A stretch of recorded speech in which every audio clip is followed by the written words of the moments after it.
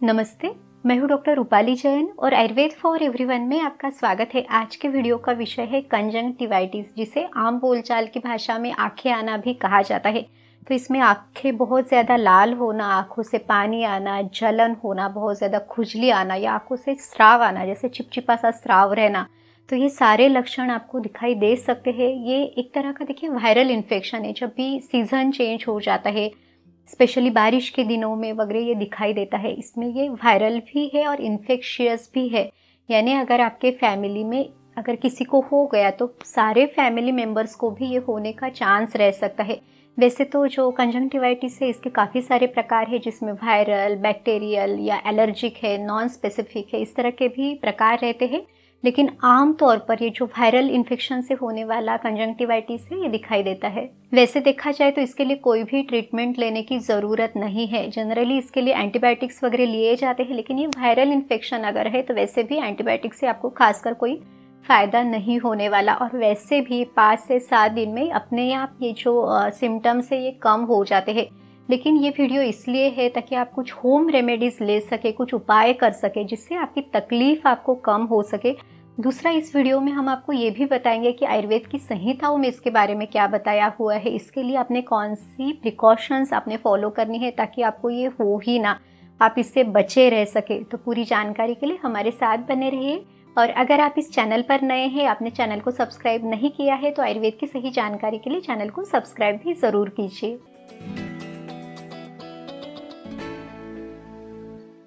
इसमें सबसे पहला जो उपाय है वो है त्रिफला क्वाथ से नेत्र धावन, यानी आँखों को आपने साफ करना है, आँखों को धोना है। तो इसके लिए रात को 1 ग्लास पानी आपने लेना है, इसमें आधा से 1 चम्मच त्रिफला चूर्ण आपने डालना है, इसको रख देना है। और फिर दूसरे दिन सुबह आपने इस पानी को उबालना है। आपने इसको आधा बचने तक भी उबाला तो भी चल जाएगा। इसे अच्छी तरह से कपड़े से छान के आपने लेना है ताकि इसमें त्रिफला का कोई भी जो पार्टिकल है वो ना रहे। इस छाने हुए त्रिफला क्वाथ को आपने आई कप्स में भर के उससे आँखों को साफ करना है, आई वॉश करना है। तो दोनों आँखों के लिए अलग अलग पानी आपने यूज़ करना है, यानी जो ये काढ़ा है ये अलग अलग यूज़ करना है। अपने आँखों को इसमें अच्छी तरह से डुबो के 15 से 20 बार आपने इसमें आँखें खोलना है और बंद करना है, यानी आँखों को आपने ब्लिंक करना है। अब देखिए, ये जो त्रिफला है इसकी एंटीसेप्टिक प्रॉपर्टीज़ है, यानी ये इन्फेक्शन को कम करने के लिए, आँखों में बहुत ज़्यादा अगर ड्राइनेस है या जलन हो रही है, आँखें लाल हो रही है, आँखों से स्राव निकल रहे हैं, तो इन सभी लक्षणों को कम करने के लिए जो त्रिफला क्वाथ का धावन है ये हमें मदद करता है। तो आप इसे करके ज़रूर देखें। दिन में 2 बार भी आप इसे कर सकते हैं। तो रात को जो ये आपने पानी में त्रिफला चूर्ण भिगो के रखा, उससे बनाया हुआ काढ़ा आप सुबह यूज़ कर सकते हैं। और फिर सुबह अगर आपने इसको भिगोया तो आप रात को भी इससे त्रिफला यानी त्रिफला के काढ़े से आँखों को साफ कर सकते हैं। तो ये उपाय आपको बहुत अच्छे से फ़ायदा देगा। अगर आपके पास इतना समय नहीं है कि आप ये त्रिफला का काढ़ा बना सके तो दूसरा उपाय भी आप कर सकते हैं। तो इसके लिए आपने लगभग 1 चम्मच त्रिफला चूर्ण लेना है, इसमें पानी मिलाते हुए आपने इसकी थिक पेस्ट बनानी है और फिर आँखों को बंद करके पलकों के ऊपर आपने इसका लेप करना है। फिर आप आँखें खोल सकते हैं। इस लेप को कम से कम आधा घंटा आप रहने दें। इससे भी आँखों के ये जो लक्षण है उनको कम करने के लिए आपको बहुत अच्छे से मदद मिलेगी।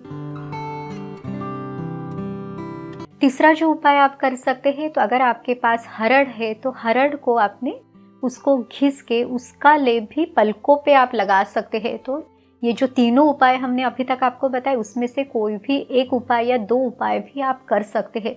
तो ये भी एक बहुत इजीली होने वाले उपाय है, या जो भी ये आपको लगने वाली औषधियाँ है ये बहुत इजीली अवेलेबल है। तो आप इनको करके ज़रूर देखें। अगला जो उपाय है, इसके लिए आपने एक रुमाल लेना है। रुमाल में आपने कुछ साबुत जो धनिए के बीज है और थोड़ा सा जो जीरा है वो बांध के इसकी पोटली तैयार करनी है। फिर आपने पानी को अच्छी तरह से उबाल के वो जो गुनगुना पानी है वो एक छोटी कटोरी में लेना है और ये जो पोटली आपने धनिया और जीरे की बनाई है वो उसमें डुबो के रखना है।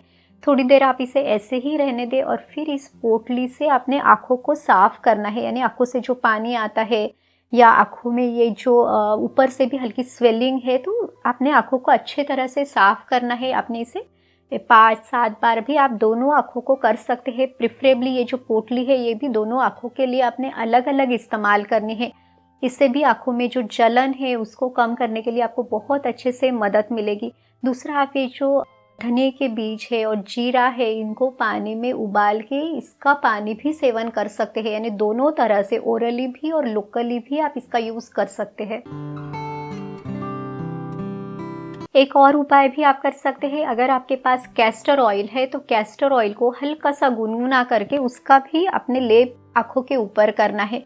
अगर आपकी आँखों में जलन है या आँखें लाल हो जाती है, तब आप नॉर्मल टेम्परेचर का जो कैस्टर ऑयल है वो भी इस्तेमाल कर सकते हैं। इससे भी आँखों का स्वेलिंग है या जो बहुत ज़्यादा स्राव आते हैं, इसको कम होने के लिए मदद मिलती है।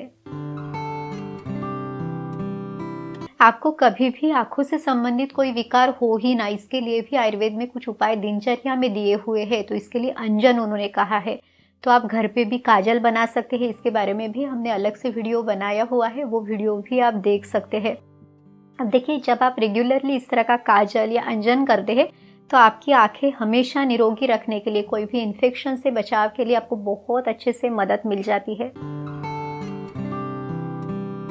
आप एक और उपाय कर सकते हैं जिससे आपके परिवार के जितने भी सदस्य हैं उन सभी का किसी भी तरह के इन्फेक्शियस डिसीजेज से या वायरल डिसीजेज से बचाव हो सके। तो इसमें धूपन चिकित्सा एक बहुत अच्छी आयुर्वेद में बताई हुई है। इसके लिए आपने जितनी भी चीज़ें आपको अवेलेबल है, जैसे कि हल्दी है, अजवाइन है या थोड़ा सा सोंड का पाउडर है, नीम के पत्ते जो सुखाए हुए हैं, तो इनको आपने जला के उसका धुआं आपने तैयार करना है। इसके बारे में भी डिटेल वीडियो है, तो वो वीडियो भी आप देख सकते हैं। खास करके जो ऋतु संधि काल है, यानी एक सीजन चेंज होके जब दूसरा आता है, उस समय पे आपने ये धूपन ज़रूर करना है।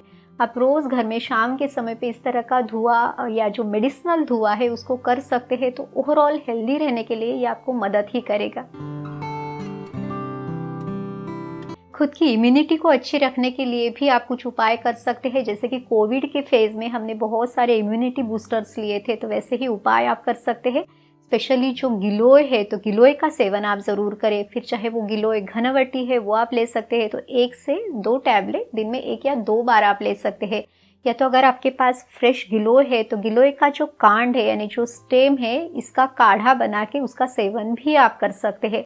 आपके खाने में नियमित रूप से आप हल्दी का सेवन कर सकते हैं, या जो नीम के पत्ते हैं उनको चबा के आप खा सकते हैं। तो ये सारी चीज़ें इम्यूनिटी को बढ़ने के लिए या इन्फेक्शन से बचाने के लिए हमारी मदद करते हैं। अब देखते हैं कि आयुर्वेद के ग्रंथों में, आयुर्वेद की संहिताओं में इसके बारे में क्या बताया हुआ है। तो सुश्रुत ऋषि कहते हैं, प्रसंगात गात्र संस्पर्शात निश्वासा सह भोजना सह शय्यासना चापी वस्त्र माल्यानुलेपनात्। इस श्लोक में सुश्रुत ऋषि ने जितने भी इन्फेक्शियस डिसीजेस है उनका कारण क्या है, इसके बारे में बहुत ही विस्तार के साथ बताया हुआ है। तो वो कहते हैं, प्रसंगात गात्र संस्पर्शात, यानी अगर आपके शरीर के अवयव का एक दूसरे के साथ स्पर्श होता है, वो कांटेक्ट में आते हैं, तो आपको इस तरह के विकार होंगे। दूसरा है निश्वासात, यानी सांस के द्वारा भी ये जो विकार है ये फैलते हैं। आसन, यानी अगर आप एक जगह पे बैठते हैं या एक बेड यूज़ करते हैं तो भी आपको इस तरह के विकार जो है या जो इन्फेक्शियस डिसीजेस है वो एक से दूसरे को होने का चांस रहता है। यहाँ तक कि एक दूसरे के कपड़े हैं या एक दूसरे की चीज़ें अगर आप इस्तेमाल करते हैं तो भी इस तरह के विकार आपको हो सकते हैं। आयुर्वेद में ये भी कहा हुआ है कि कुष्ठम ज्वरश्च शोषश्च नेत्राभिषंद एवच औपसर्गिक रोगाश्च संक्रामंती नरान्नरम, यानी ये जो कुछ विकार है जैसे कि कुष्ठ यानी स्किन से संबंधित विकार है, ज्वर यानी जैसे आज हम देखते हैं कि वायरल फीवर है, नेत्राभिषंद यानी जो कंजंक्टिवाइटिस जैसी तकलीफ है, तो ये सारे विकार, यहाँ तक कि शोष उन्होंने कहा है यानी जैसे ट्यूबरकुलोसिस जैसी तकलीफ है, तो ये सारे विकार एक व्यक्ति से दूसरे व्यक्ति में हो सकते हैं। इन्हें औपसर्गिक व्याधि यानी एक से दूसरे को होने वाले जो इन्फेक्शियस डिसीजेस है वो कहा गया है। तो अगर आपको भी कंजंक्टिवाइटिस की तकलीफ है या आपकी आंखें अभी लाल हुई है या आंखों में पानी, जलन, इस तरह के सारे लक्षण आपको दिख रहे हैं, तो आपने ये ज़रूर ट्राई करना है कि आपके द्वारा किसी और को ये जो व्याधि है या ये लक्षण है ये ना फैले, किसी और को ये ना हो। तो इसलिए आयुर्वेद में बताए हुए जो सारे प्रिकॉशंस है वो हमने फॉलो करना है। इस तरह से आज के वीडियो में हमने कंजंक्टिवाइटिस के बारे में आयुर्वेद की संहिताओं में क्या बताया है, इसके लिए आपने क्या प्रिकॉशंस लेनी है, कौन सी होम रेमेडीज आपने करनी है, तो इसके बारे में पूरी तरह से जानकारी ली है। उम्मीद है ये वीडियो आपकी मदद ज़रूर करेगा। अगर आपको ये वीडियो अच्छा लगा तो लाइक ज़रूर कीजिए तो चलिए फिर मिलते हैं अगले वीडियो में। आयुर्वेद को अपनाइए, स्वस्थ रहिए। नमस्ते।